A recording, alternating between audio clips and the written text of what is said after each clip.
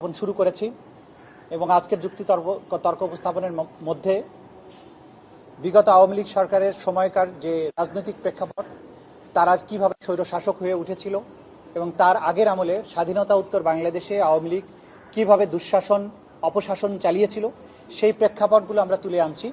কারণ এই মামলার পটভূমি, এই মামলায় অপরাধী হয়ে ওঠার পেছনের যে কারণগুলো, সেগুলো এই মামলায় অনেক গুরুত্বপূর্ণ বিষয় বলে আমরা সেগুলো তুলে ধরতে চেষ্টা করছি। এবং এই পটভূমির বর্ণনার পরে আমরা ক্রমান্বয়ে সাক্ষ্য প্রমাণ যেগুলো উপস্থাপিত হয়েছে সেগুলো বিশ্লেষণের দিকে যাব এবং আমাদের দিক থেকে আমাদের আইনের যে সমস্ত ব্যাখ্যা আছে, সাক্ষ্য প্রমাণের আলোকে আসামিদের অপরাধ প্রমাণের যতটুকু বিষয় আছে সেগুলো আমরা তুলে ধরব। এবং আমাদের যুক্তিতর্ক শেষ হওয়ার পরে ডিফেন্সের যিনি লয়ার আছেন তিনি তার যুক্তিতর্ক উপস্থাপন করবেন এবং এরপরে মামলাটি নিষ্পত্তির দিকে ধাবিত হবে ইনশাআল্লাহ। গুম, খুন এবং নির্বাচনের অনিয়ম এগুলো তুলে ধরে বলেছেন যে এগুলো বিচারের জন্য প্রয়োজন, এই প্রেক্ষাপটটা এই জন্য তুলে ধরেছেন। কি বলার চেষ্টা করেছেন?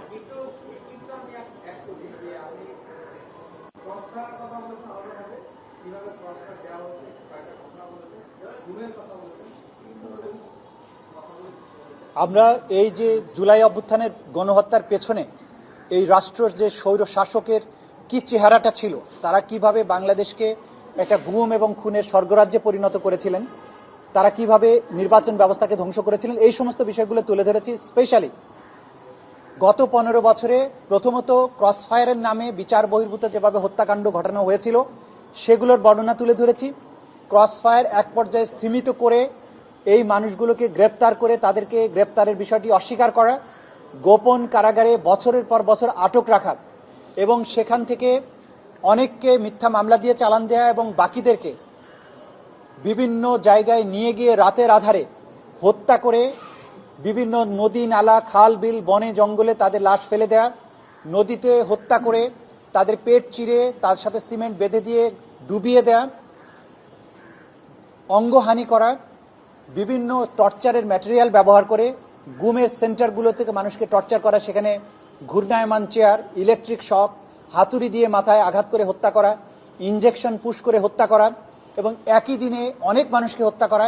এই যে তার কর্মকাণ্ডগুলো ছিল, তাদের এই সরকারের বিভিন্ন এজেন্সিগুলোর মাধ্যমে তারা এই ধরনের অপকর্ম করেছে সরাসরি প্রধানমন্ত্রীর নির্দেশে।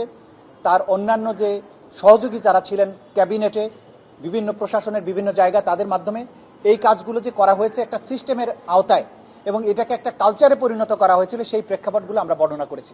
ডিজাইন, এলিগেন্স, বিউটি, সেরা পণ্য সবার জন্য জেভিকো। এবং এই বর্ণনাগুলো এই মামলার অপরাধীদের অপরাধ প্রমাণের ক্ষেত্রে অসম্ভব গুরুত্বপূর্ণ, কারণ হঠাৎ করে তারা এত বড় অপরাধী হয়নি। তারা প্রথম থেকেই এই বাংলাদেশের মানুষকে শাসন করার নামে কিভাবে একটা জুলুম, কিভাবে ভয়ের একটা রাজ্যে পরিণত করেছিল, সেই বিষয়টা উঠে আসা জরুরি। কারণ এই মামলার মাধ্যমে একটা ঐতিহাসিক প্রেক্ষাপটেরও বিচার করা হচ্ছে, কিভাবে একটা গণতান্ত্রিক পদ্ধতির একটা শাসন ব্যবস্থাকে এই ধরনের একটা নিপীড়ক স্বৈর শাসকে পরিণত করা হয়েছিল, সেই বিষয়টা তুলে আনার জন্যই আমরা পটভূমিগুলো ক্রমান্বয়ে বিশ্লেষণ করছি। এর মধ্যে আমরা আজকে যখন আমাদের এই আর্গুমেন্টগুলো সোশ্যাল মিডিয়ায় লাইভ সম্প্রচারিত হচ্ছিল, সেই সময় আমাদের আন্তর্জাতিক অপরাধ ট্রাইব্যুনালের চিফ প্রসিকিউটর অফিসের যে ফেসবুক পেজ, সেটার উপরে সাইবার অ্যাটাক করা হয়েছে। করার মাধ্যমে ফেসবুকটাকে সাময়িকভাবে ডিসেবল করে দিয়েছিল তারা, যদিও সেটা উদ্ধার করা সম্ভব হয়েছে। কিন্তু তারা যে আমাদেরকে ভয় পায়, এই যে যুক্তিতর্ক, এইখানে যে এভিডেন্স, তাদের যে নিষ্ঠুরতার বর্ণনা, এইটা গোটা দুনিয়াবাসী যাতে জানতে না পারে, তাদেরকে জানতে দিতে এই অপরাধীরা চায় না, তাদের সহযোগীরা এটা চায় না। সেজন্যই আমাদের এই ফেসবুক পেজের উপরে সাইবার হামলা তারা চালিয়েছে। তারা দুনিয়াকে এটা জানতে দিতে চায় না যে বিচারটা কতটা ট্রান্সপারেন্ট হতে হচ্ছে, এভিডেন্সগুলো কতটা ওভারওয়েলমিং, এভিডেন্সগুলো কতটা অকাট্য, সেটা তারা বুঝতে দিতে চায় না। কিন্তু আমরা শেষ পর্যন্ত এটা রিকভার করতে পেরেছি। আমাদের মেসেজ হচ্ছে, অপরাধ করে যেমন পার পাওয়া যাবে না, অপরাধীকে রক্ষা করারও কোনো চেষ্টা কোনোদিন বাংলাদেশে সফল হবে না ইনশাল্লাহ। আমরা দৃঢ় প্রতিজ্ঞ, আমরা কারো প্রতি কোনো রকমের প্রতিহিংসা চরিতার্থ করার চেষ্টা করছি না। আমরা ন্যায় বিচার নিশ্চিত করার জন্য কাজ করছি। কোনো ব্যক্তির ব্যাপারে আমাদের কোনো বিদ্বেষ নেই, কিন্তু এই রাষ্ট্রে, এই জনপদে, এই দেশের মানুষের উপরে যে নিষ্ঠুরতা, যে গণহত্যা চালানো হয়েছে, তার বিচার হতে হবে এই রাষ্ট্রকে নিরাপদ রাখার স্বার্থে, আগামী প্রজন্মকে বাংলাদেশে নিরাপদে বসবাসের সুযোগ দিতে, এই দেশকে একটা প্রসপারাস একটা রাষ্ট্রে পরিণত করে আগামী বিশ্বে বাংলাদেশ একটা গুরুত্বপূর্ণ জায়গায় পৌঁছুক, সেরকম একটা রাষ্ট্রে গর্ব করার মতো একটা রাষ্ট্র যাতে আমরা প্রতিষ্ঠিত করতে পারি, সেই কারণে কোনো অপরাধের বিচারহীন যাতে না থাকে, কোনো অপরাধী অপরাধ করে সমাজের দম্ভ পরে যাতে বিচরণ করতে না পারে, সেরকম পরিবেশ তৈরি করার স্বার্থেই ন্যায় বিচার, সেটা আমরা এনশিওর করার চেষ্টা করব। জবাবদিহিতার কথা বলা হয়েছে, দুর্নীতি অপশোষণ নিয়ে বলেছেন। সেই সঙ্গে আরেকটা কথা আপনি বলেছেন ট্রাইব্যুনালে, সেটা হচ্ছে যে দীর্ঘ সময়ের দুঃশাসন দানবীয় শাসনে পরিণত করেছিল এবং যে কারণে জুলাই অভ্যুত্থান অনিবার্য হয়েছিল এই জায়গাটি। যে এটা আমরা বলেছি যে 15 বছর ধরে এই সরকার ক্রমান্বয়ে যে দানবে পরিণত হয়েছিল, প্রথমে পিলখানা হত্যাকাণ্ডের মাধ্যমে আমাদের প্রতিরক্ষা ব্যবস্থার মেরুদণ্ডটাকে ভেঙে দেওয়া হয়। আমরা বলেছি যে যে সেনাবাহিনী যার সাথে একটা নাম সবসময় যুক্ত করা হয়, দেশপ্রেমিক সেনাবাহিনী, সেনাবাহিনীকে দেখলে বাংলাদেশের মানুষ, আপনারা জানেন যে রাস্তায় দেখলে মানুষ ফুল নিয়ে এগিয়ে যায়, স্লোগান দেয়, তাদেরকে জড়িয়ে ধরে, তার মানে সেনাবাহিনীর সাধারণভাবে সেনাবাহিনীর প্রতি বাংলাদেশের মানুষের যে আস্থা আছে যে তারা দেশকে রক্ষা করেন, সেই জায়গাটাকে ভেঙে দেওয়ার জন্য 2009 সালের 25শে ফেব্রুয়ারি 26শে ফেব্রুয়ারি পিলখানাতে সেনাবাহিনী অফিসারদেরকে হত্যা করার মাধ্যমে আমাদের প্রতিরক্ষা ব্যবস্থার মেরুদণ্ড তারা ভেঙে দেওয়ার চেষ্টা করে। পরবর্তীতে গুম খুনের কালচার চালু করে, পরবর্তীতে নির্বাচন ব্যবস্থাগুলো ধ্বংস করে দেয়, তত্ত্বাবধায়ক ব্যবস্থাগুলো বাতিল করে, দুর্নীতি সর্বগ্রাসী রূপ পায়। এইটার মাধ্যমে একটা সাধারণ সরকার থেকে তারা ক্রমান্বয়ে একটা দানবে পরিণত হয়েছিল। জনগণকে নির্যাতন করা, হত্যা করা, ভয়ের রাজত্ব কায়েম করা, এটা ছিল তাদের টার্গেট। এই দানবীয় শাসকই একটা পর্যায়ে এসে 2024-এ আমাদের তরুণ তরতাজা প্রজন্মের উপরে তারা সর্বাত্মক আক্রমণ চালায়, তাদেরকে হত্যা করে। শুধু সাধারণভাবে আক্রমণ, পুলিশ দিয়ে আক্রমণ তা নয়, এখানে সকল বাহিনীকে ইনভলভ করা, হেলিকপ্টারের মতো সামরিক যান, ড্রোনের মতো প্রযুক্তি নির্ভর সরঞ্জাম, লিথাল ওয়েপন, এপিসির মতো মারাত্মক মারণাস্ত্র, এই সব জিনিস দিয়ে হত্যাকাণ্ড চালানো হয়েছে। এবং এটা হঠাৎ করে তারা করেনি, তাদের এই ক্রিমিনাল চরিত্র কিন্তু তারা ক্রমান্বয়ে পাকাপোক্ত করেই 2024-এ এসে সর্বশক্তি নিয়ে তারা ঝাঁপিয়ে পড়েছিল, যেটা আমাদের তরুণরা রুখে দিয়েছেন বলেই 2024-এর বিপ্লব হয়েছিল। সুতরাং এই বিচার করার সময় ট্রাইব্যুনালের সামনে পেছনের এই পটভূমিগুলো অত্যন্ত স্পষ্ট থাকা জরুরি। সে কারণে এই পটভূমিগুলো আমরা তুলে ধরছি, সাথে সাক্ষ্য প্রমাণগুলো, এটা যে বাস্তবে কি কি ঘটেছিল সেই সাক্ষ্য প্রমাণগুলো আমরা তুলে ধরছি। ভাই, আপনি যখন বলছিলেন এবিএম খায়রুল্লাহর বিষয়টা, তখন বিচারক বলছেন যে বিচারকদেরও জবাবদিহিতার বিষয়টা নেই, কিন্তু থাকা উচিত। কেন ওনারা বলেছেন? যে উনি ওনার অভিজ্ঞতা থেকে বলেছেন যে এই যে বিচারের নামে বিচারকরা সেই বিগত সরকারের সময় বিশেষ করে যে স্বেচ্ছাচারিতার আশ্রয় নিয়েছে, আমরা যেটা সাবমিশন রেখেছি যে খায়রুল হক সাহেব সুপ্রিম কোর্টের সাথে প্রতারণা করে তত্ত্বাবধায়কের সরকারের মামলায় তত্ত্বাবধায়ক সরকার পদ্ধতি বাতিল করার সময় যে জাজমেন্ট প্রথমে ওপেন কোর্টে দেওয়া হয়েছিল, পরবর্তী সময়ে চূড়ান্ত রায়ের সময় সেই রায়ের অংশটুকু বাতিল করে দিয়ে সুপ্রিম কোর্টের সাথে প্রতারণা করেছেন। এই যে একজন বিচারক স্বেচ্ছাচারী কাজ করেছে প্রধান বিচারপতির মতো আসনে অধিষ্ঠিত থেকে, এই বিচারকরা গুরুত্বপূর্ণ মামলা ফেলে রেখে সরকারের ইচ্ছা অনুযায়ী অগুরুত্বপূর্ণ মামলাকে বিচারের জন্য নিয়ে আসা, কাউকে ফাঁসি দেওয়ার প্রয়োজনে সেই মামলাকে আগে নিয়ে আসা, রাষ্ট্রের গুরুত্বপূর্ণ অন্য মামলাকে পেছনে ফেলে দেয়া, এই যে বিচারকদের স্বেচ্ছাচারিতা, এইটাকে রোধ করার জন্য একটা সাংবিধানিকভাবে অথবা আইনি একটা ব্যবস্থা থাকা উচিত বলে ট্রাইব্যুনালের মাননীয় চেয়ারম্যান এটা অভিমত প্রকাশ করেছেন। এবং তিনি বলেছেন বিচার বিভাগীয় সংস্কার কমিশনের কাছেও তিনি অভিমত পাঠিয়েছিলেন।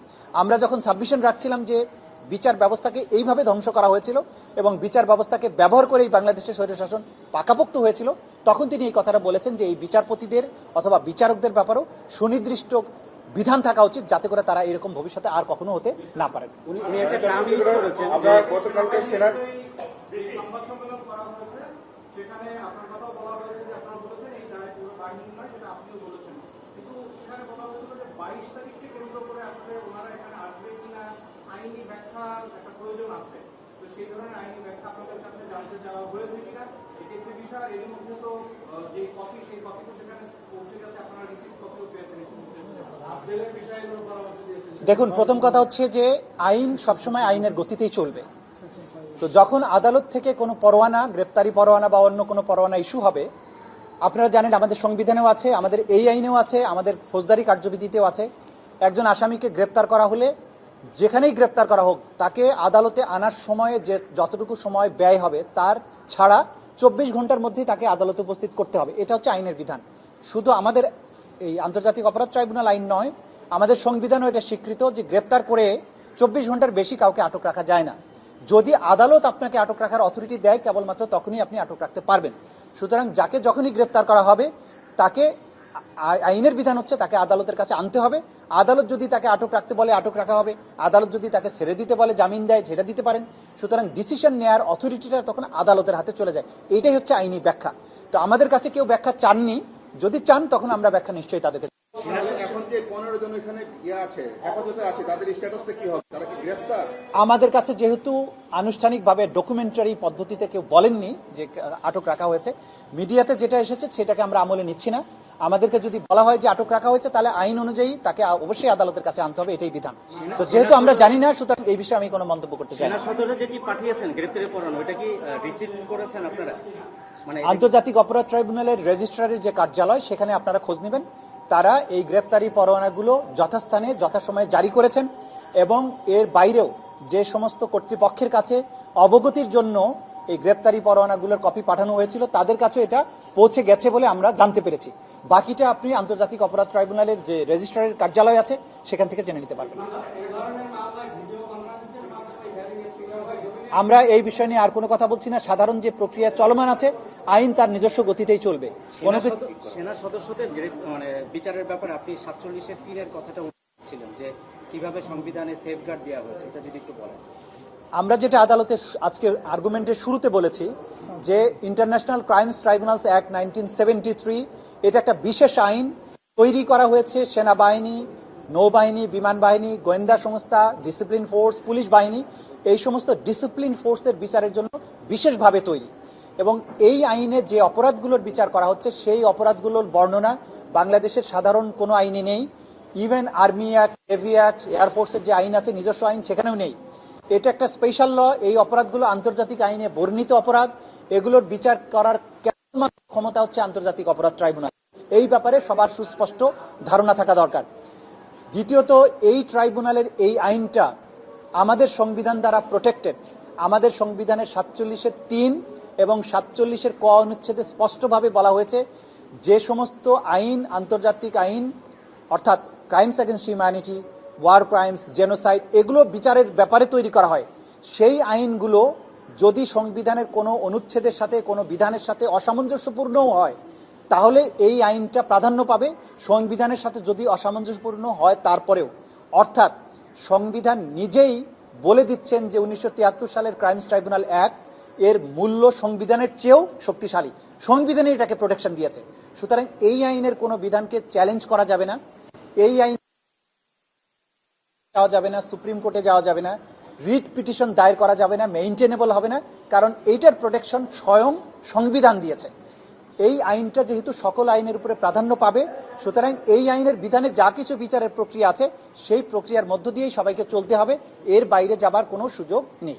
আপনি নতুন একটা টার্ম ইউজ করেছেন, গ্যাং অফ ক্রিমিনালস, মানে কাদেরকে বোঝাতে চাই? এটা আসামিদের ব্যাপারে বলেছি। সেটা আমরা সামনে যখন আর্গুমেন্ট আরো এলাবোরেট হবে, যে আমাদের আজকে যে আসামিদের বিচার এখানে হচ্ছে তাদের ব্যাপারে বলেছি, এবং এখানে এভিডেন্স থেকে আমরা দেখাবো যে এটা যে আগের থেকে প্রতিষ্ঠিত ছিল সেই বিষয়গুলো আমরা তুলে ধরবো ইনশাআল্লাহ।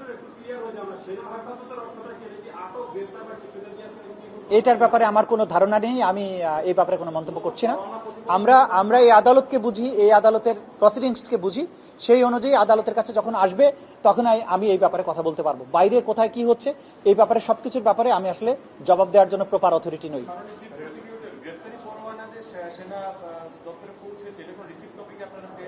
এটা আমি তো বলেছি, আপনি রেজিস্ট্রার অফিসে খোঁজ নিয়ে দেখেন। আমরা জেনেছি যে এটা পৌঁছে গেছে। এটা এক্সিকিউট করবে পুলিশ, এটা এক্সিকিউশনের দায়িত্ব না সেনাবাহিনীর।